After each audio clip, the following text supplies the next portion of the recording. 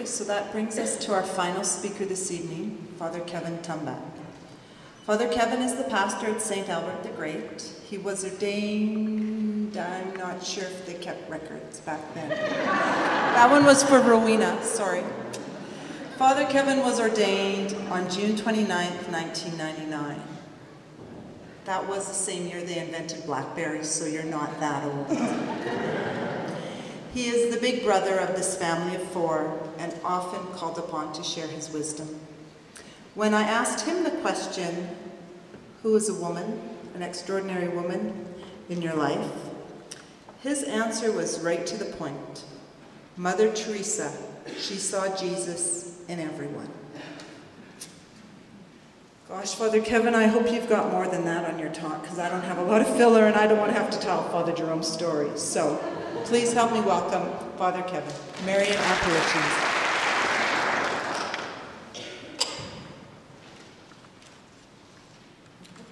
We are going to be here for a while.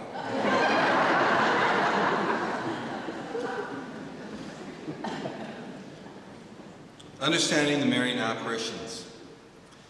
We've talked about sword will pierce your soul, your heart.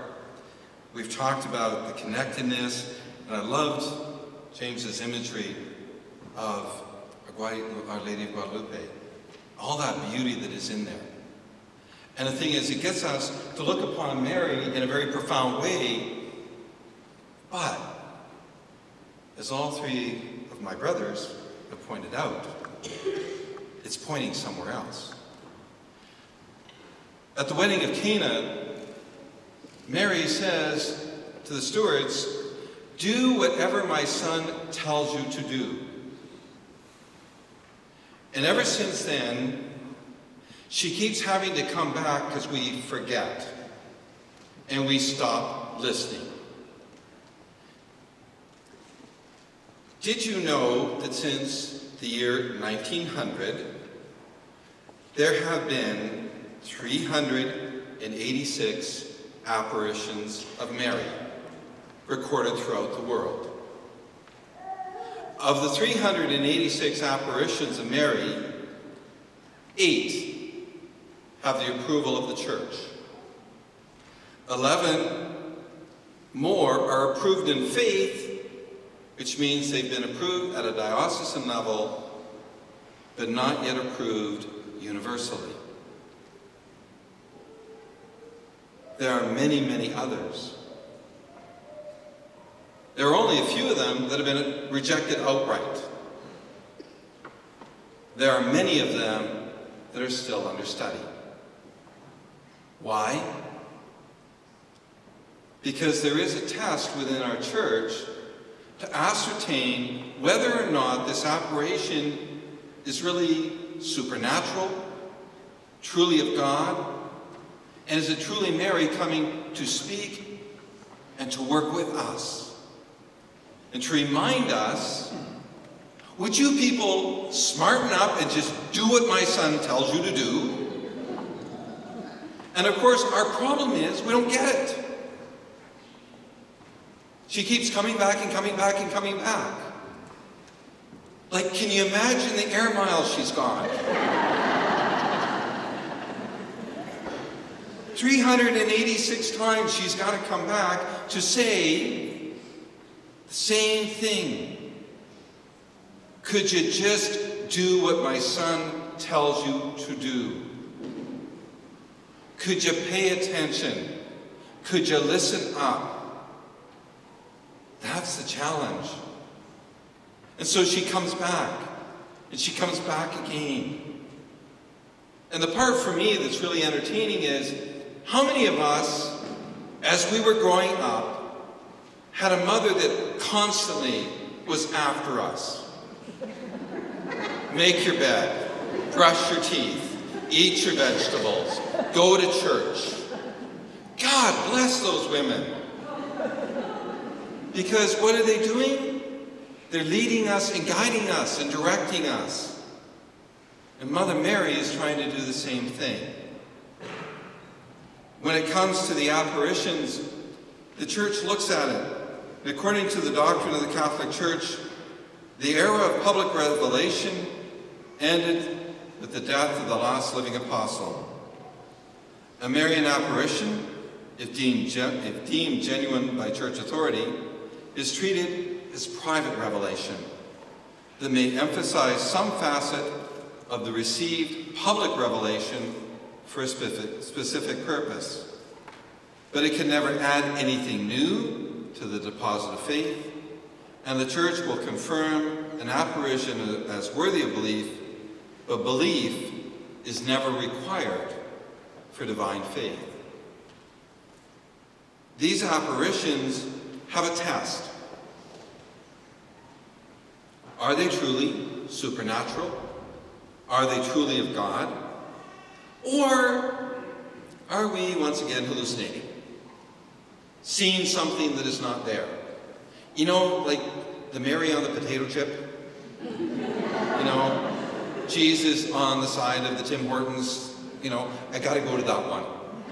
You know, Jesus on the side of Tim Hortons, I knew it was the right place to go. When the church looks at these things, the church has to look at it with a very critical eye, because it affects our faith. It affects how we think. It affects how we recognize God's presence and God working in our lives. So the first thing the church can do, or can't do, is it can't say anything about it until everything stops. Perfect example of that is Medjugorje. Many people have been there. Incredible healings have taken place. Wonders upon wonders for people who have prayed to Our Lady of Medjugorje. But it continues. It continues. And so the church, in its wisdom, because after 2,000 years you would think it'd figure a few things out, knows that you can't say anything until everything stops. And so we wait. Many of the other 386 apparitions are in the same boat. They continue to happen. And so the church waits. We have our three basic ones. You know, and most of us know the key ones, right? Fatima, Lourdes, Guadalupe, okay? Knock, yes. I would not forget knock. You know, the Irish mother and me will take care of that. But when you look at it, it's very, very interesting. 386 apparitions since 1900. Something weird has taken place. What's been going on? Anybody happen to know when the first apparition took place? This is your question, and you don't get out of here until somebody can answer.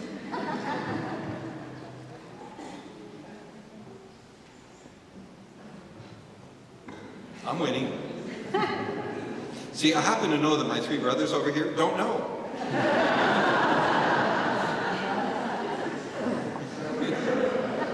I didn't share my talk with them.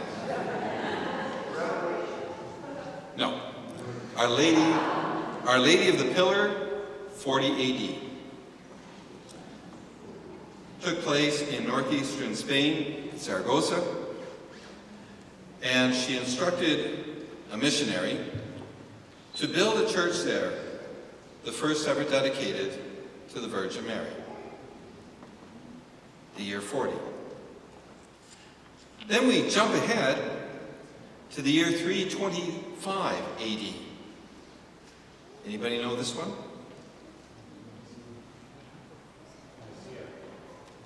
Mary Major in Rome.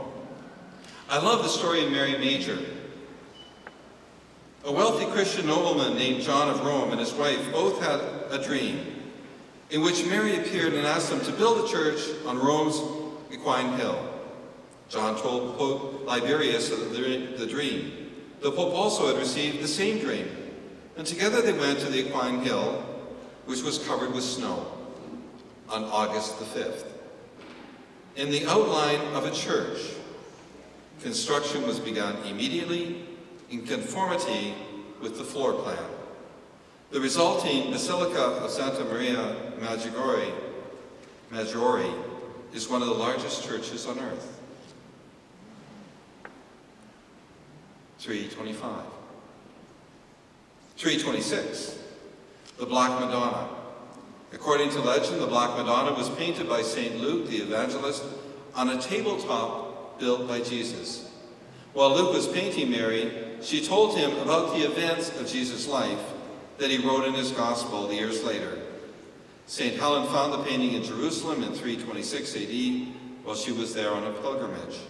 She gave it to her son Constantine, who enshrined it in Constantinople. The painting is credited with saving the city from Saracen invasion when it was displayed on the city wall. The heathens were utterly demoralized and routed. 326. And then there is silence. 1531, Our Lady of Guadalupe. Some poor peasant. Go and tell the bishop to build me a church here. Like that's going to happen. And a church was built. And the church still stands. 1531. And then we kind of drift ahead. 1830, Our Lady of the Miraculous Medal. It's rather interesting that there are more apparitions of Mary since 1900 than in all the preceding 1900 years. Now this might be because we have media. It might be because we have the printing press. Or it might be because we're not doing a very good job of listening. And we're not doing a very good job of doing what her Son tells us to do. The supernaturalness of the apparition is not really the important factor.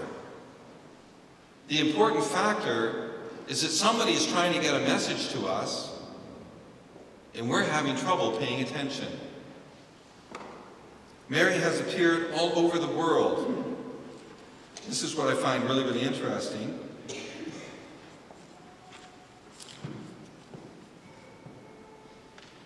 Mary's been in Canada 16 times.